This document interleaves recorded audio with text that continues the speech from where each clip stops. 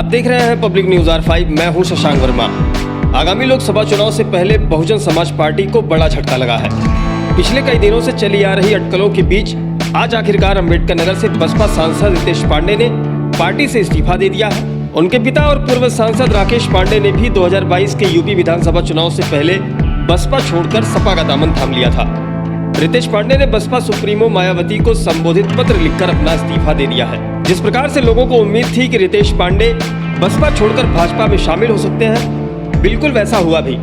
आज दोपहर भारतीय जनता पार्टी के कार्यालय में आयोजित एक कार्यक्रम में बीजेपी के यूपी प्रभारी बैजयंत पांडा, प्रदेश अध्यक्ष भूपेंद्र चौधरी और डिप्टी सीएम ब्रजेश पाठक की मौजूदगी में रितेश पांडे ने भाजपा का दामन थाम लिया। बताया जा रहा है कि आगामी लोकसभा चुनाव में अम्बेडकर नगर से भाजपा प्रत्याशी रितेश पांडे होंगे।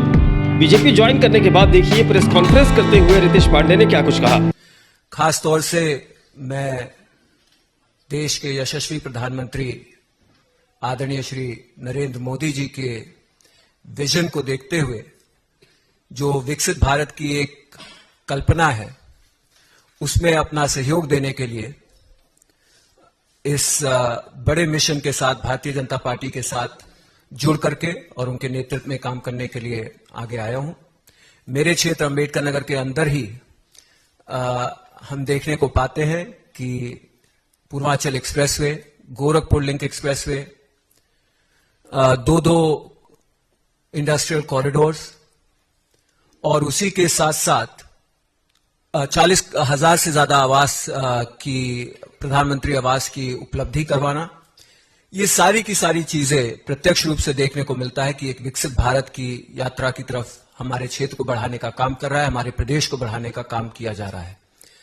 और इससे प्रभावित होकर के लोकसभा के अंतर्गत भी मैंने निरंतर पाया कि विपक्ष का रहने के बाद भी हमारी हर एक निवेदनों को स्वीकार किया गया, चाहे वो अयोध्या से लेकर के बनारस तक 4 लेन की बात रही हो और चाहे वो अम्बेडकर नगर में रिंग रोड बनाने की बात रही हो, हमारे क्षेत्र को विकसित करने में कोई कसर नहीं छोड़ी गई है। मैं इसी के साथ साथ आदरणीय नड्डा जी का भी धन्यवाद देना चाहता हूं कि उन्होंने मुझे इस परिवार में जगह दिया है। और उसी के साथ साथ मैं देश के गृह मंत्री जी का, जिन्होंने निरंतर मुझे इस पूरी जर्नी में अपना गाइडेंस देने का काम किया है, मैं उनका भी धन्यवाद देना चाहता हूं।